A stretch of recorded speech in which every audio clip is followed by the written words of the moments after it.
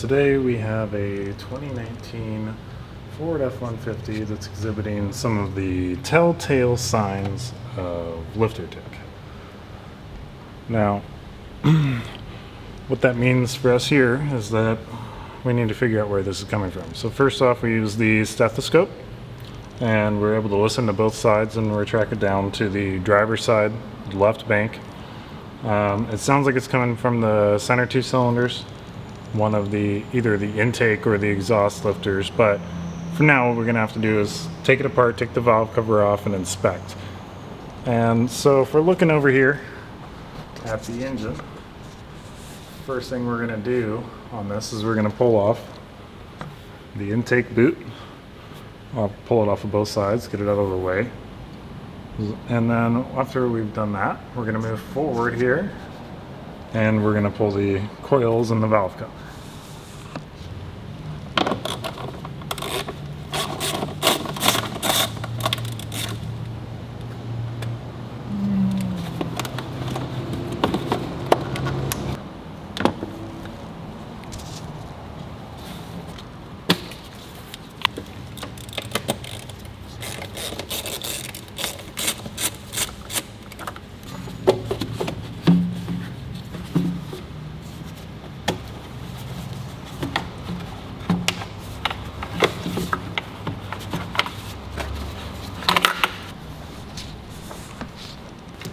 Coils here, they're all going to be 8mm bolts. Grab our 8mm socket here.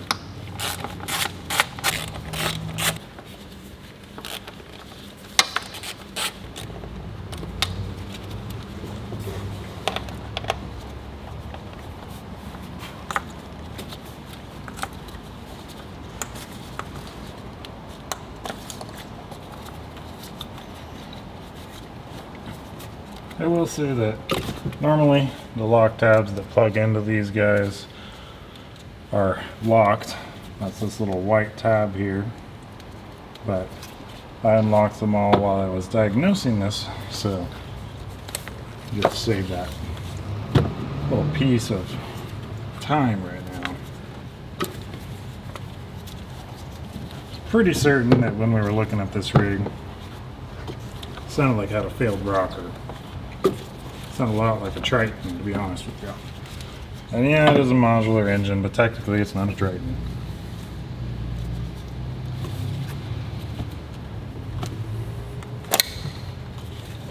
We'll pull this hose out of our way too. And I'm gonna go one step further. I'm just gonna pull this box out of your way just so you can see a little bit better on the camera here. So our next thing on the agenda here is to disconnect the lock tabs on these other electrical connectors here. I'm a huge fan of these Pro Tools from Cornwall. It's actually a trim removal tool, but they're so handy for undoing these little lock tabs. Get those out of your way. We got the one at the very back here, the cam sensor.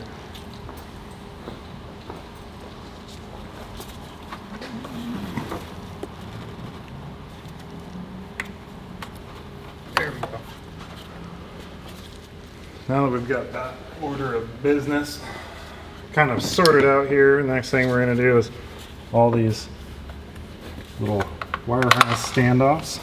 We're going to take our trim removal tool, we're going to pop these standoffs off the studs here. So we need this harness out of our way as much as it can be.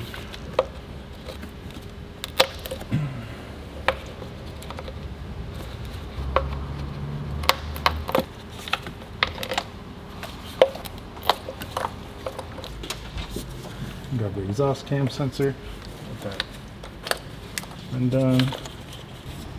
Lock tab off of the fuel rail pressure sensor, and got one last injector clip there. And this is all kind of just out of your way at that point, which is just great. Then I want to pull your dipstick. Now for all of these valve cover bolts themselves, they're all 10mm.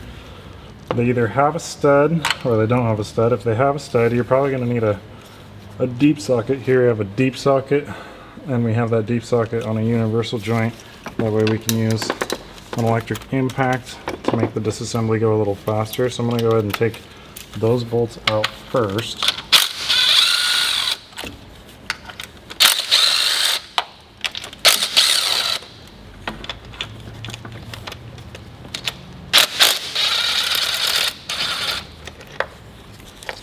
One more wire harness standoff at the very back here that did not catch.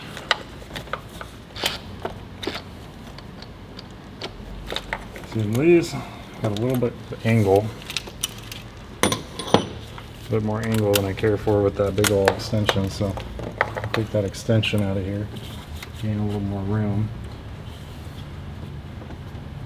Interesting finding here, this ground cable actually being held on at the bottom here, but it looks like an 8mm on the bottom stud. Not sure if that's factory. I don't know if you can see that on the camera, but it is a crimped nut, so which means they squeeze the two sides of it so that it locks, doesn't back off, but yeah, it's just tight the whole way out. That is the agenda with that, and it is an 8mm. But because it's crimped, it's not a fun bolt to play with. So now that we have that off, we take this ground off. I want to remember to put that on there. Also want to remember to clean this ground before we put it back on.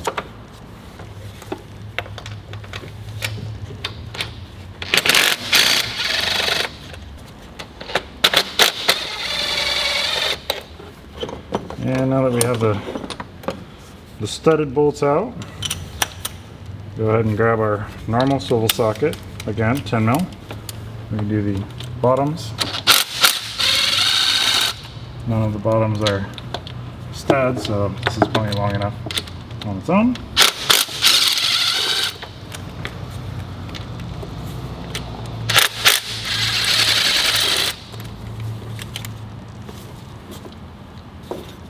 And that should be all of our bolts here. So now we have all of our bolts loose. And essentially all you're going to do is pull off the valve cover.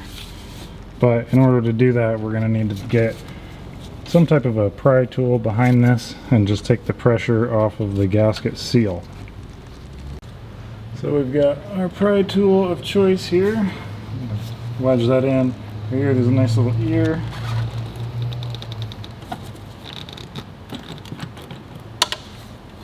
We can kind of go around this valve cover, loosening it up.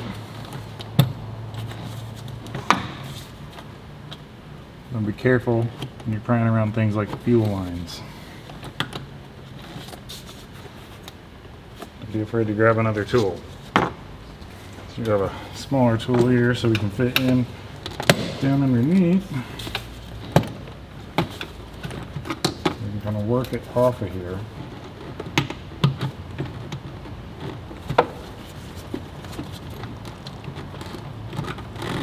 This valve cover is not even leaking, so this could be a little bit of a challenge. I'm going to show you guys a little trick here I learned. So get you guys a little bit of generic silicone lubricant here. Okay. Get yourself a little bit of silicone lubricant, and then around these actuator plugs, I'm going to soak those. And I'm also going to do the same thing around the spark plug tube seals.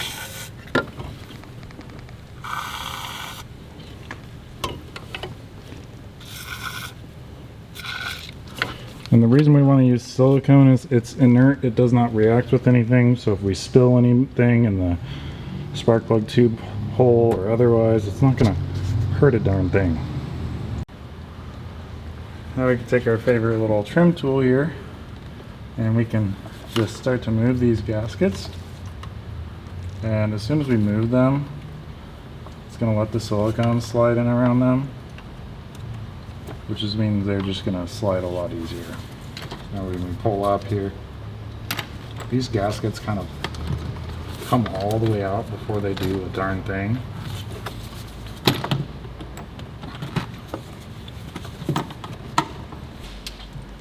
And as you basically just kind of slowly work around this valve cover, get it to pop. You want to kind of pop it straight. There we go. Got it off the rubbers there.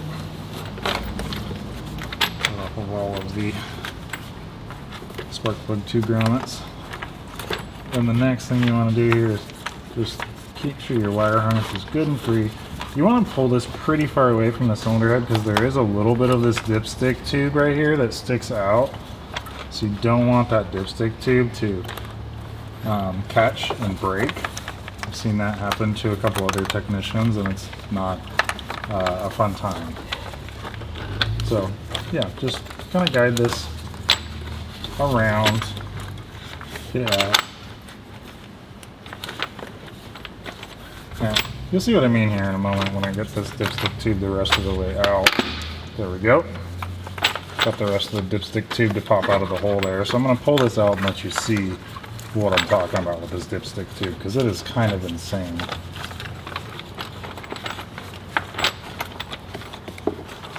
It is kind of a tight fit, tight squeeze. Get around all these wires.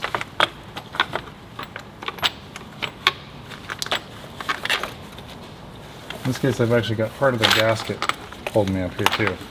I'll pull it up out of here. And you notice I kept the valve cover pretty straight here because look at this dipstick tube. So this is a guide tube. This tube right here goes down into the cylinder head and guides the dipstick so it's not just dangling trying to go in through. This is the difference between being able to pull the dipstick with the engine running and not mashing it into any valves, or you know, not. But so we're going to pull this valve cover up and out of here and get it out of our way. Now that we have the valve cover out of the way, get the gasket out of our way, now we can take a look at what's making this thing tick, quite literally here. Okay, and now we're bringing this back into the light here, we can take a look. And kind of our first little inspection here that we're going to look for is just what we can see with the cam lobes. And so here on the cylinder 1, this is the intake camshaft, looks pretty good. We move back over here to cylinder 2, you notice cylinder 1's real shiny, the first one on cylinder 2 is real shiny, and then cylinder 2 it's actually really dull. And so we got shiny, dull, shiny. Shiny, shiny, shiny, dull, shiny. And if we go ahead then and rub our finger across this, it is really, really rough. Of course, we're rubbing oil on it, which is going to make it look a little more shiny, but that's the first thing we see here. Now, it's hard to show on camera, but I did look at these other ones.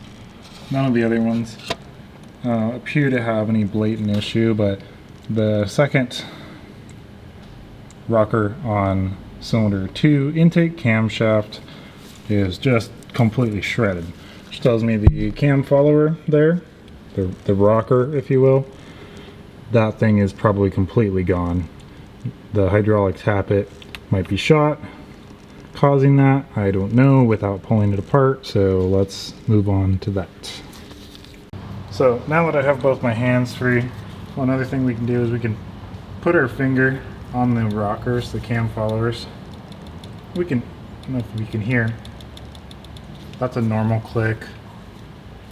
This one the cams are actually being pushed down on, so they're tight. Same thing here. This one, cams are not being pushed down on, that's nice and loose. I mean, it's not clicking, it's not doing anything crazy. It's a little bit of movement is okay. I just don't want to see a lot of movement. So a little side to side is okay. I'm going to check cylinder 2 here.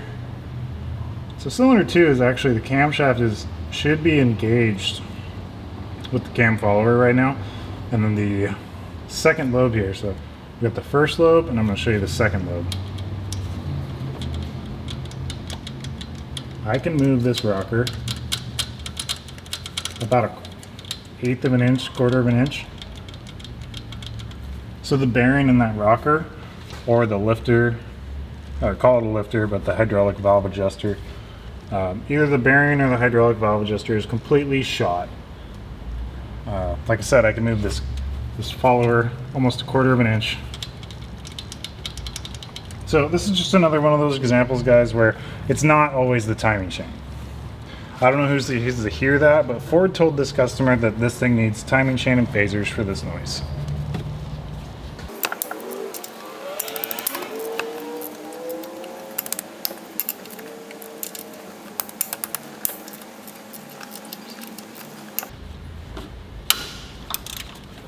Okay, if I've got the right numbers here, I don't have either one. On the valve arm assembly, they call it, it's $20.33. And on the adjuster, they have $16.73. That's for each. On each. Like I said, I don't stock. Something has to be ordered. We order 5 days a week up until about 3 o'clock. Are they available? Oh yeah, they should be available. As long as they come up in the price tape, they're still available. And if I'm going to send you a picture of this thing that I'm looking at here, I want to make sure I get the right. I want to make sure I get the right information. Yep. Makes sense to you. Okay, let me pull that up here.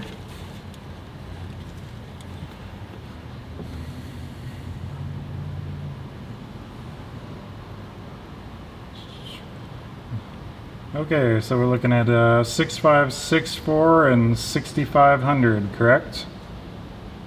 Get back here. 6564 for one and 6500 for one. Yes, sir. Yep, that's correct. So let me do a little check-in here and find out if there's anybody that's close that has these. Hang on just a second. Okay. Okay, so if you can look at the this now, I went ahead and did something you shouldn't do.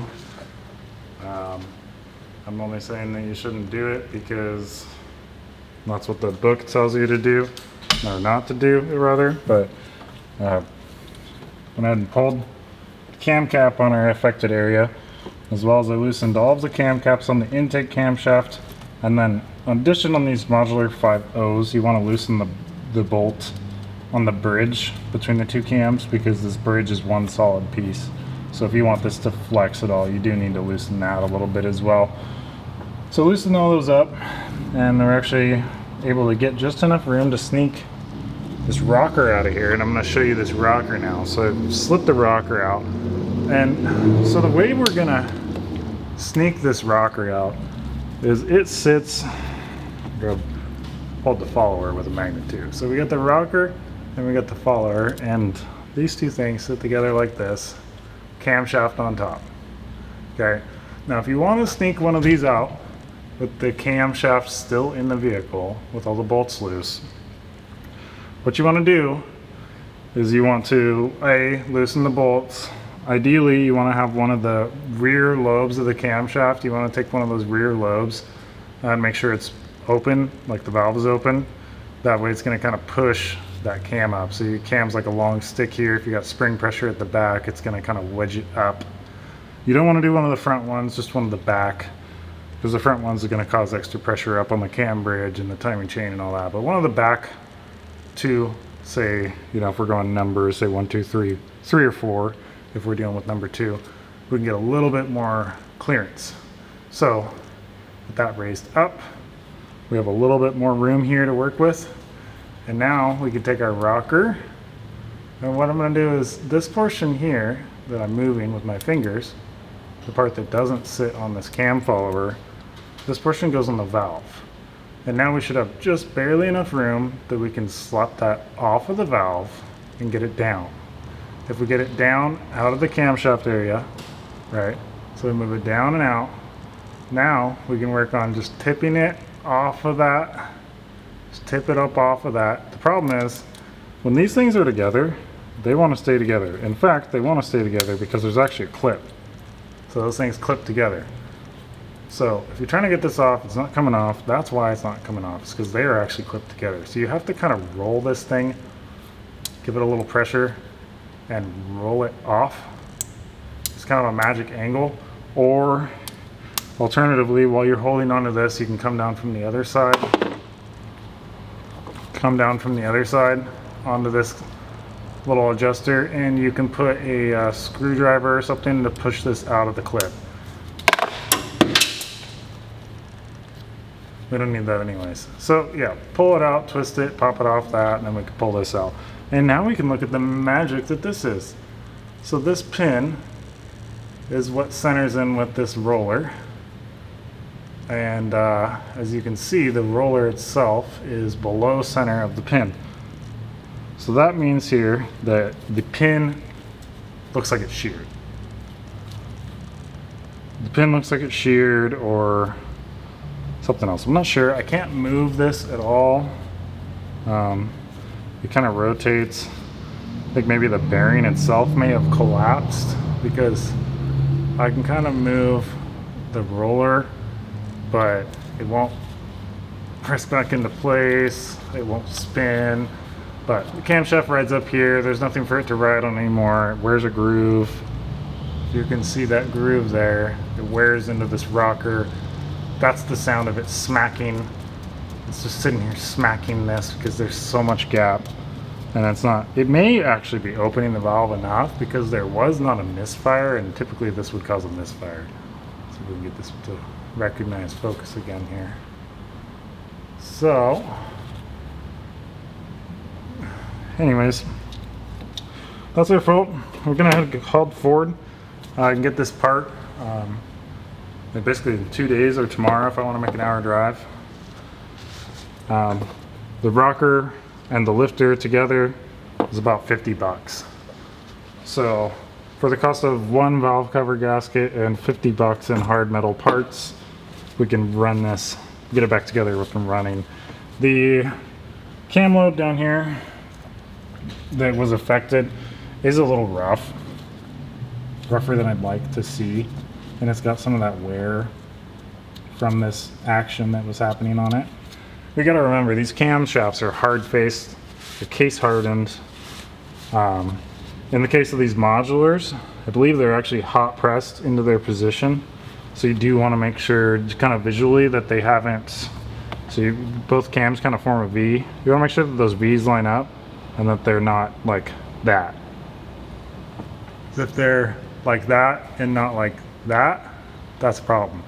Then that'll be pretty obvious. If you see a cam like that, or one that's spun completely around to where you got, you know, a V down here and a V up here instead of two V's in a row, or V's that are off center. If that's the case, camshafts is scrap. Throw it away. And if it looks too bad, just get a new camshaft.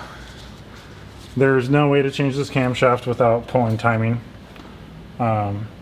Not anyway safely, at least, because of this actuator here. You pop this actuator and then you got 3 bolts that hold the camshaft on, the cam gear onto the camshaft, which is fine and dandy, but you can't do this without pulling the main gear. So you pull the main gear, then there's just called the drive gear. Pull the drive gear, you pull the actuator gear, then you can pull the cam out, change the cam. So I don't want to pull the cam. I don't want to charge this customer for a timing job over a $30 rocker or $27 or whatever it was. So now we're gonna wait for a new rocker, install the rocker, and then see where we're at. See if our noise is gone. All right, welcome back. Another beautiful day here. It's now 2 days later from when the last time I saw you was, and we got some parts. So now that we got new rocker, new lift adjuster thingamajig, we can get this truck put back together and get it back on the road. So let's take a look at that. This is a little sweet little parts bag containing the goodies that we need to fix this beautiful turd, the 5-liter with the failed rocker.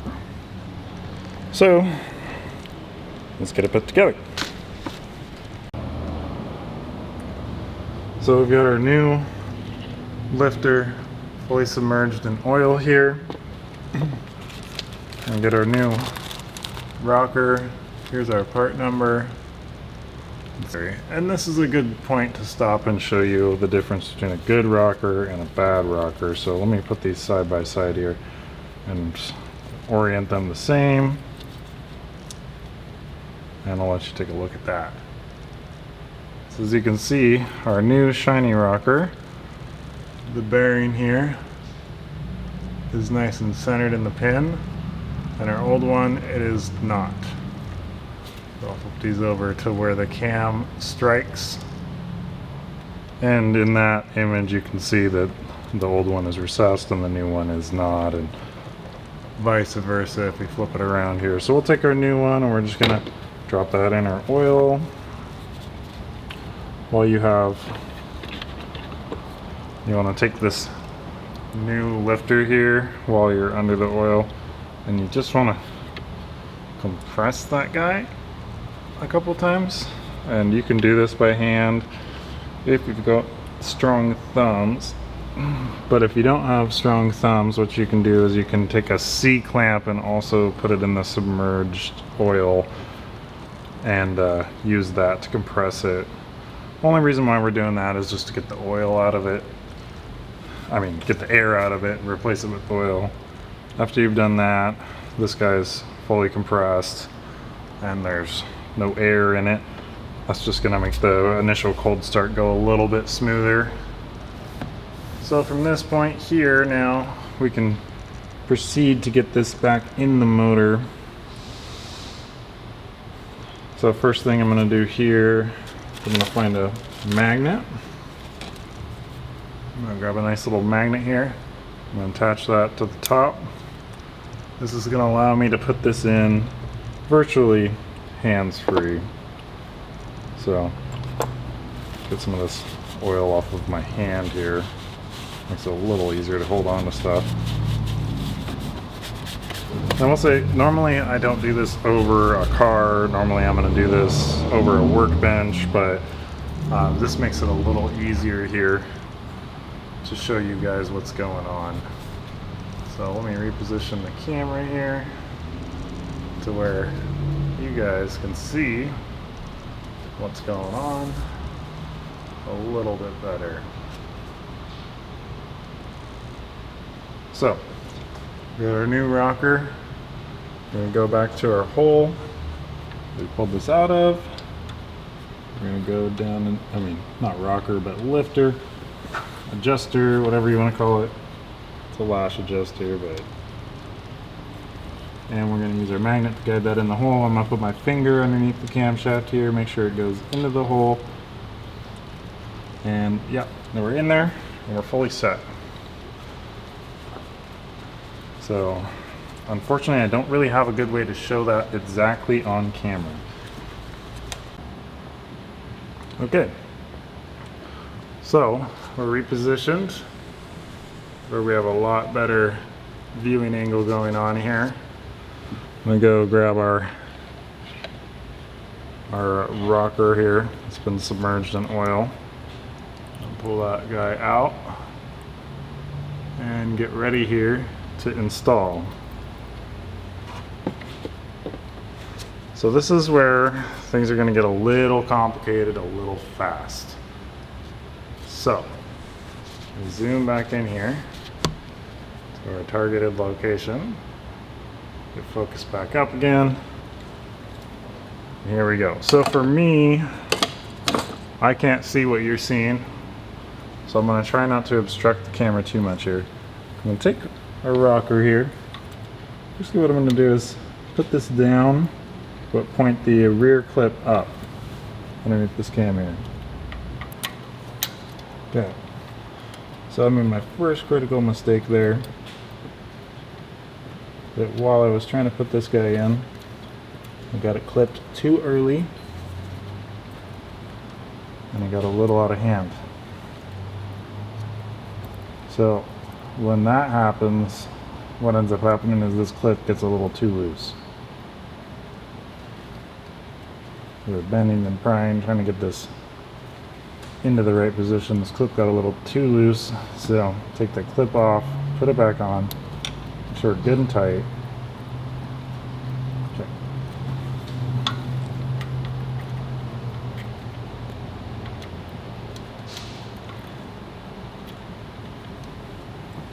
Now remember, at this point you're dealing with something submerged in oil. It's very slick. Things move around and happen pretty fast.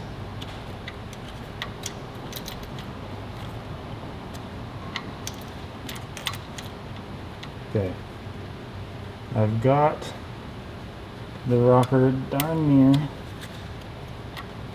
Good. In the position. I had to kind of roll it over.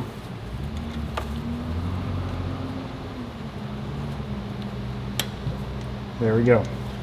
Kind of roll it over the valve and get it into position.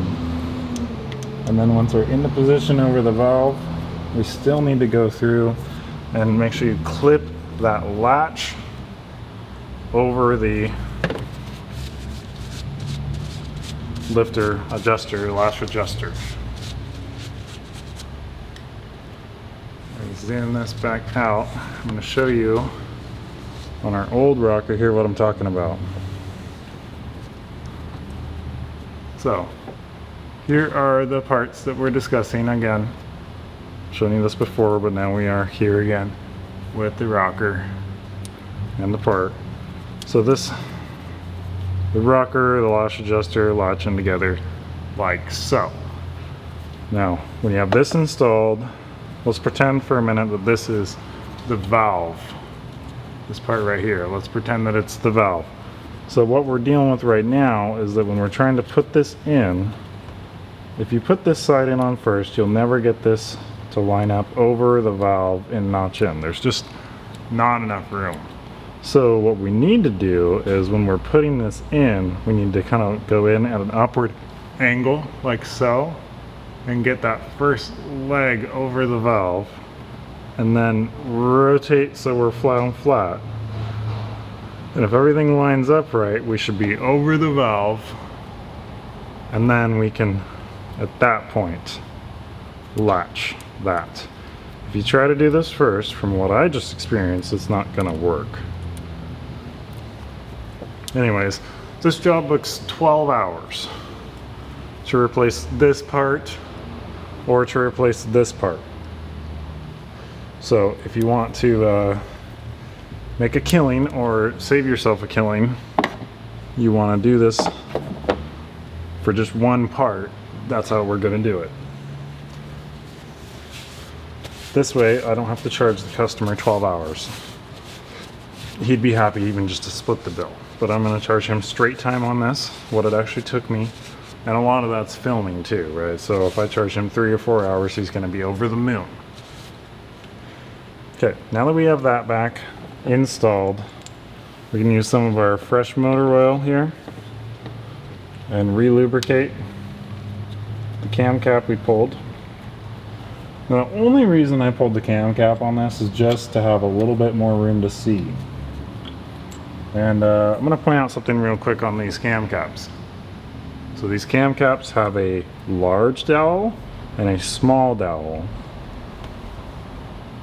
So you have a large dowel and a small dowel. And when I say large, I mean this one's approximately 10 millimeters, and then this one here is approximately 8 millimeters.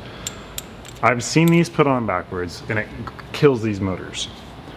It's usually the rear caps. I don't know why, but be sure you put them in the right way. If they don't latch in by hand, see, that's completely flat. That's all the way seated, just like that, without any extra steps. That particular cam cap is in as far as it needs to go. Zoom on that so you can see. So you should be able to put this thing in by hand without having to use a wrench or nothing like that and get that thing seated. And then the next step here we're going to do is we're just going to screw all of these in again. All these screws, screw them in by hand as much as you can, and then slowly in a crisscross pattern tighten them up by hand.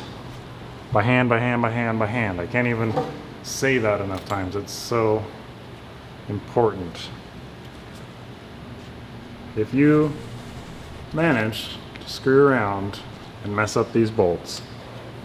You over tighten one of these bolts, it's done for.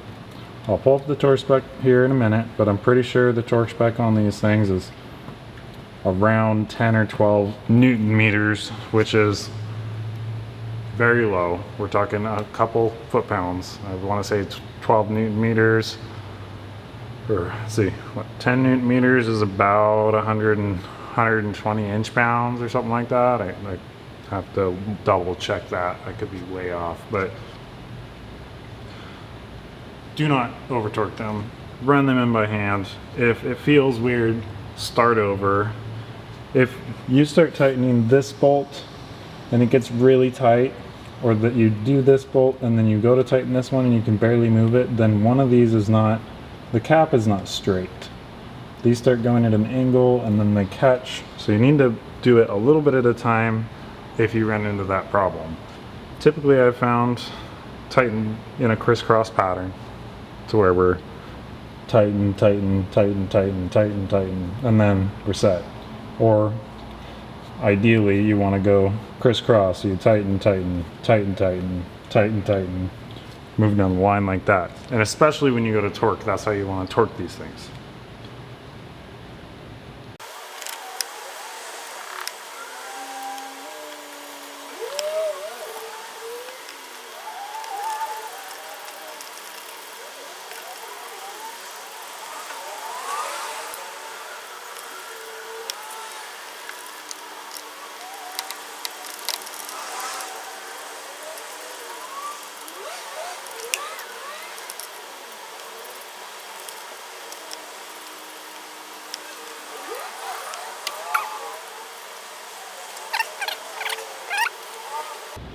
So the torque spec on these is 6 Newton meters plus 45.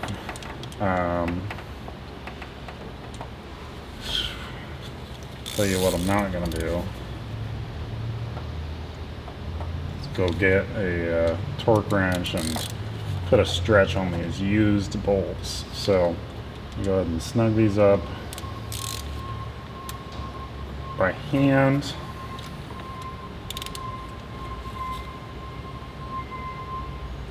To what I feel is appropriate for the bolt.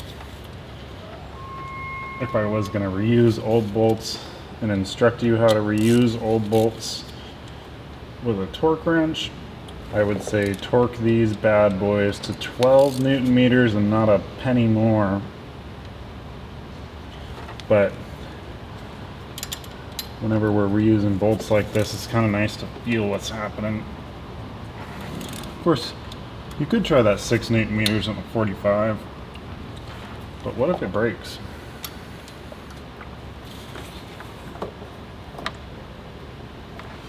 I wouldn't want to be anywhere involved with this truck to be breaking bolts.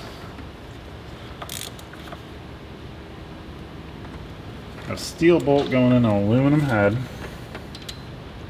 We've got 6 Newton meters plus a 45. It's kind of terrifying, really. I know that with this little wrench here, I can very easily get 18 foot-pounds without any real stress to me. So, just gonna go slow, do it how it feels right, and move on from there. I will say though, the sequence of tightening these bolts, if you're doing with only one camshaft, you'll be doing that from the center, say 1, 2, 3, 4, 5, 6, 7, 8, 9, 10. That type of pattern, pretty much in any order. There is an official sequence, but the sequence actually covers torquing both cams at the same time, and we didn't do anything with both cams, just one, so I'm not going to go too crazy there.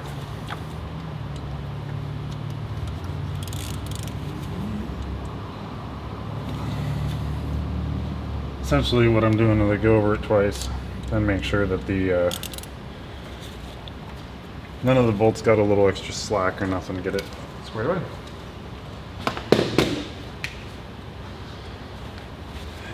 And so now that we have this all set up, we can just go ahead and clean the surface here. It's important when you're wiping the dirt off of a valve cover mating surface that you're going away from the motor. I don't know why that's something you have to mention, but I've had some texts that definitely had to mention that too. Almost always the bottom of the valve cover mating surface is nice and clean. Top is not. If you do have to go sideways like that, it's usually best to kind of roll the paper towel under, just so that if stuff starts falling, it's not going in the motor to an extent. Or in this case, I have this rag here that's very soaked in oil, which is going to kind of help it stick to the rag as opposed to just falling off as soon as you do anything with it. Shake your rag off away from the motor, turn it around, yada yada. Just when you are letting go of the surface, you're either coming up and away or you're curling up into a rag.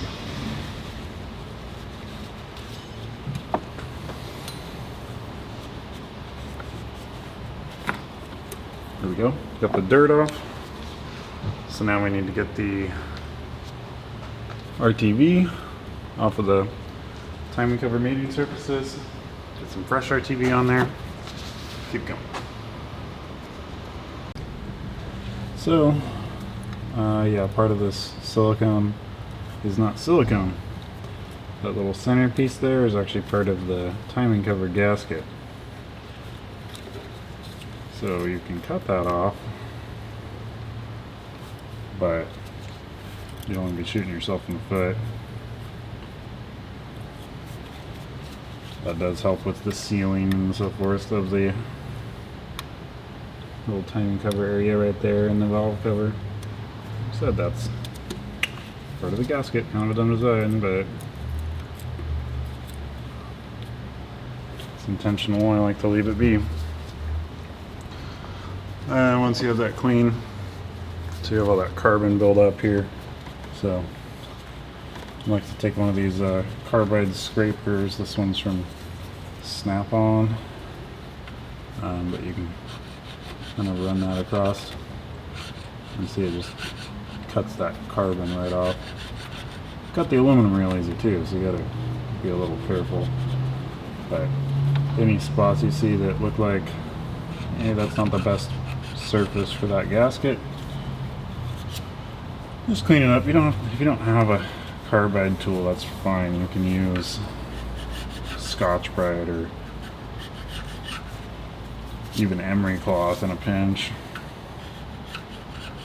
but I like to use the carbide tool. It gives me a little more peace of mind that it's going to be a solid repair. I wouldn't recommend using a bristle wheel on an open motor like this. It's just not a great idea, but certainly could in a pinch. Well, I'll tell you what, it never really occurred to me the challenges that you would face just trying to get some of these things on footage. So I've got to give props out to the people that are making these DIY photos a lot. But come in here and scrape away that silicone, leave the tang.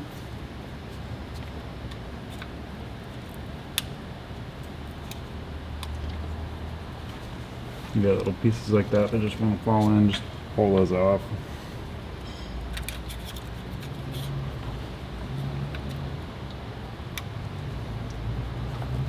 And you know, I talk about that carbide scraper, but I like it because it's fast, precise, it's flat, but even something like this razor blade will do it. It just takes a little longer. You have to kind of work at some of that buildup there. You know, it's a little bit more effort than just grabbing a carbide scraper here and just saying bye.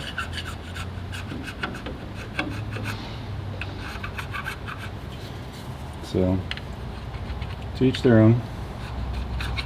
But moral of the story is, this is definitely, I mean most definitely a corner that you need to reapply that silicone on, and I'm going to show you why here now. So grab this razor blade here. I'm just going to let this catch. Again, let it catch.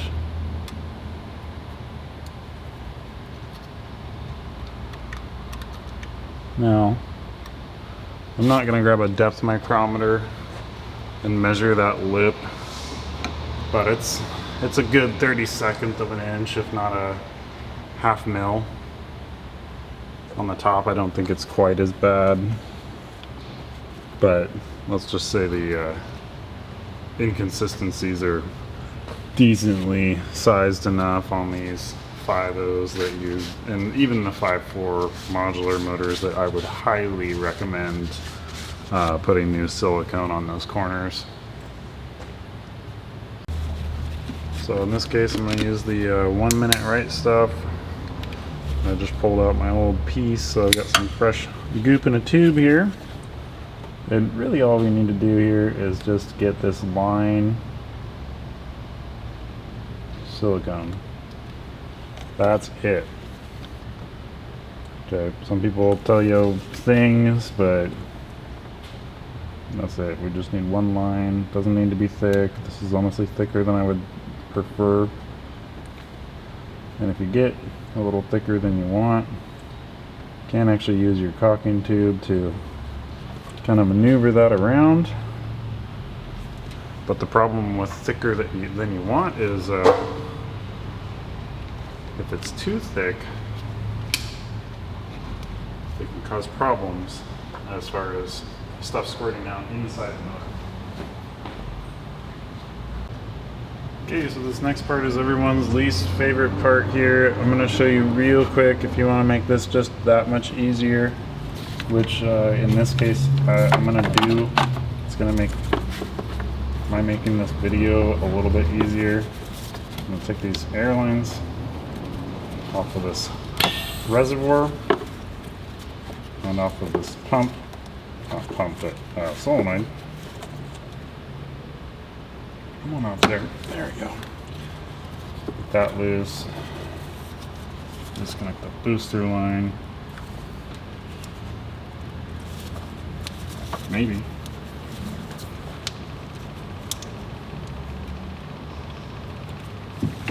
No.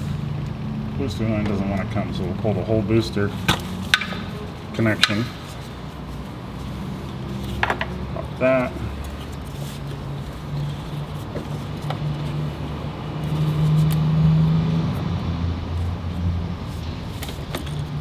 I don't want to fight with that either right now, so I'm just going to tuck that back out of my way here.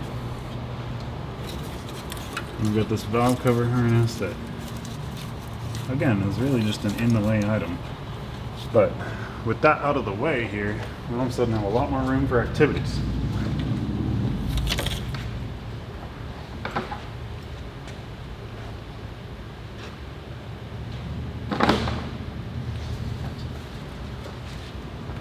So when we come in here with this, I'll just kick my tripod here. Coming with this, so get out of my way.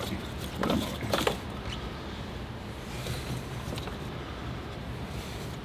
Coming here with this valve cover. Got this big dangly thing here for the dipstick. So we've got to get this way up in here. We want to push that tube into its home. My hand here.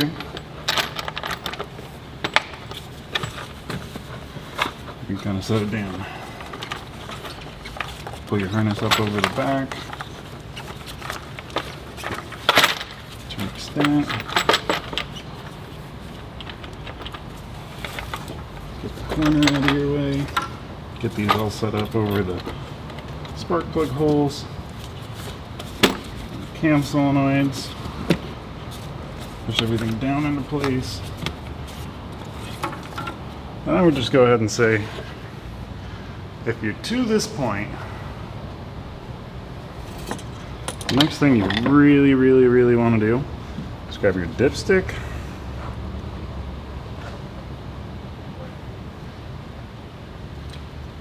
Grab your dipstick and drop it in the tube. If it doesn't go down easily, you're in the wrong spot and you need to try again. But in this case, we went down easily. Our holes are lining up.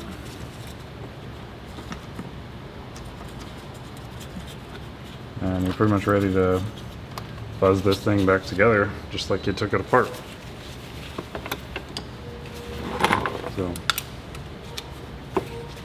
grab your handy dandy impactor ruler, get them started, so that way we're in the right holes type of thing.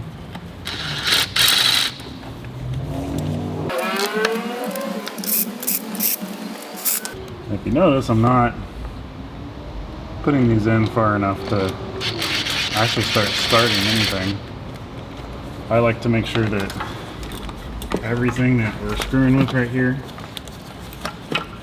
is going all the way into its appropriate hole without any cross threading or nothing like that, and I think that's best to do just a little bit at a time. Now I've got all of them started, so now I can worry about getting a little torque on these guys. I don't know if you know anything about impacts, but this is a foot-long extension setup here. So even though we are impacting, we're not really torquing.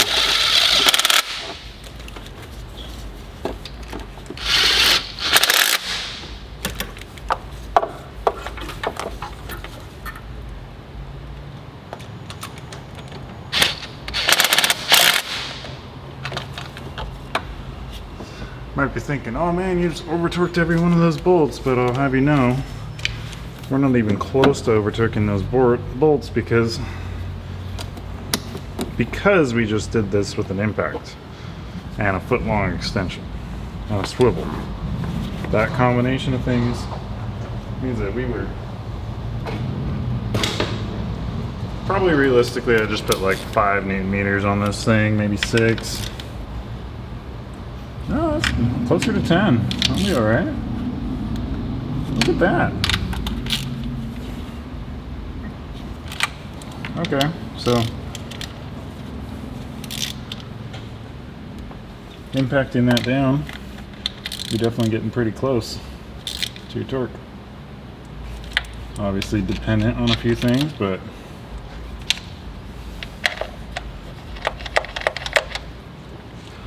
not a fan of that.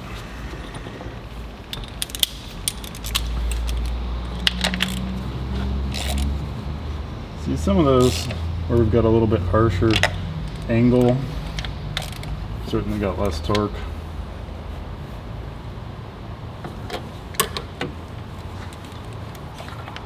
This isn't like a go crazy, make it tight as can be. We're looking for about 10 Newton meters, 12 Newton meters. Be tight enough that we're squeezing the gasket.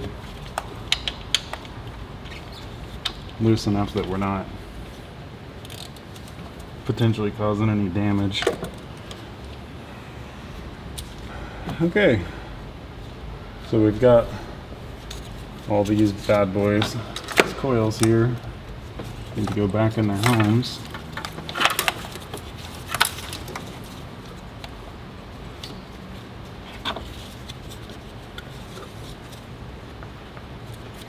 Push them all back into their homes.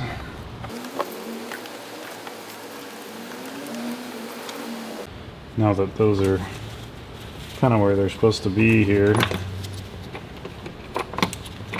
grab our 8mm bolts.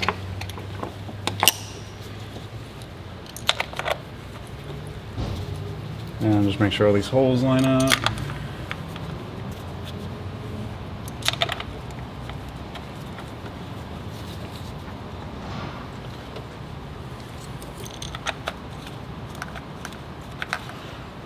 There you go.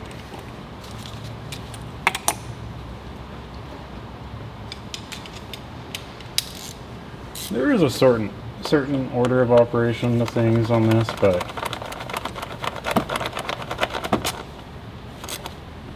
the kind of most important aspect of this is that everything goes back together. So just try to give yourself as much room as possible while you can.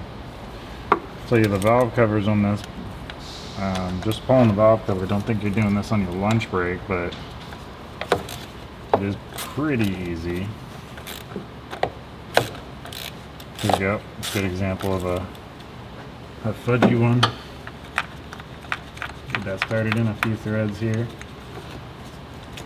And when we try to put our little swivel on here, we can have a little easier time.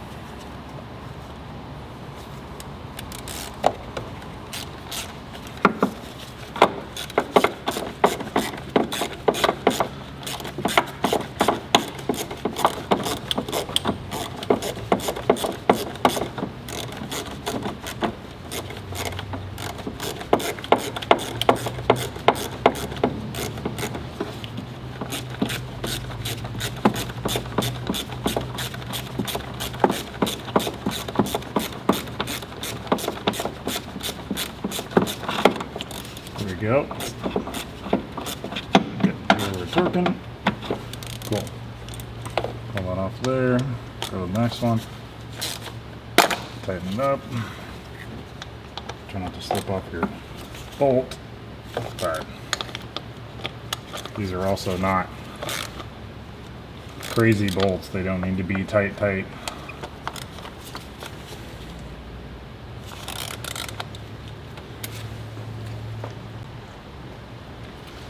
Okay, so camera got a little hot there. I went ahead and saved you the trouble of watching me struggle to put this ground strap back on, but it's on. So we have all the coils kind of tightened down a little bit here. Grab this. At this point, now we're going to plug our harness back in. And before we get too crazy with the harness, you want to make sure you get all these injectors plugged in. They're kind of a pain because you can't see them very well. The orientation's not great, and you have enough slack to get those things plugged in. So get your harnesses plugged in, get your latches latched.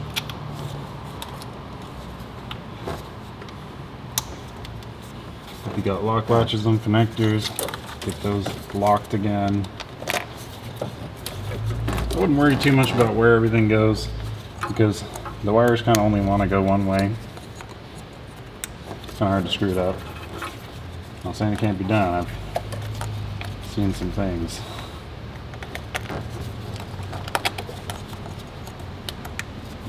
Get all your connectors plugged into your coils, into your cam sensor. Get the cam sensors, your actuators. Get all the locks locked.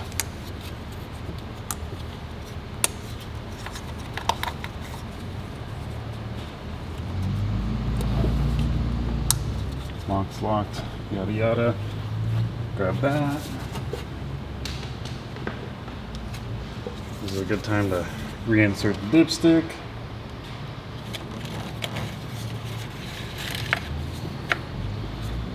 And we can grab the vacuum line I was complaining about so much. Plug that back into the booster.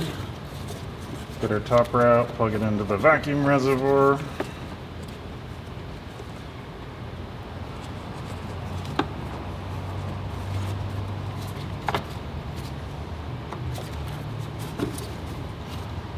Well, that's set. That's for our air box. That would be as good a time as any. Grab that air box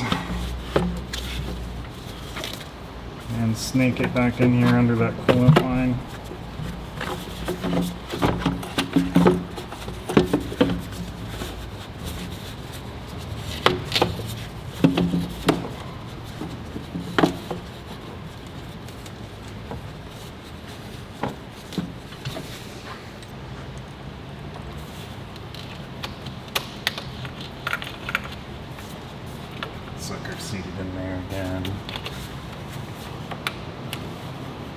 your vacuum line reattached.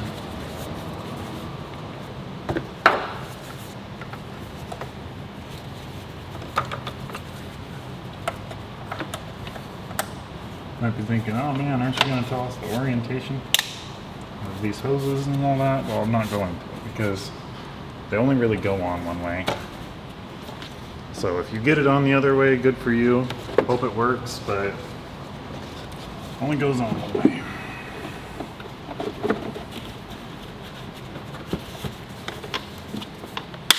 And yes, it is easier to take on and off this duct, this air duct, intake duct, with the air filter housing off, but your mileage may vary. Every 7 mil. Put these clamps back on.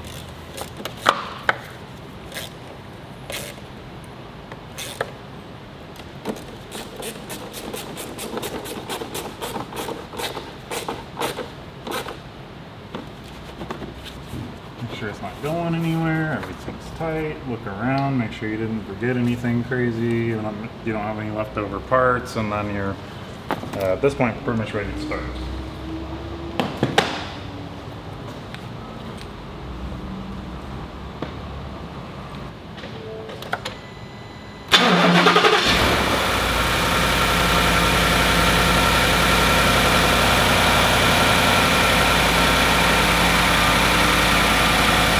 Well, would you look at that? Would you just look at it? It doesn't make any more noises. Didn't need a timing chain. Thanks for watching, I hope you enjoyed.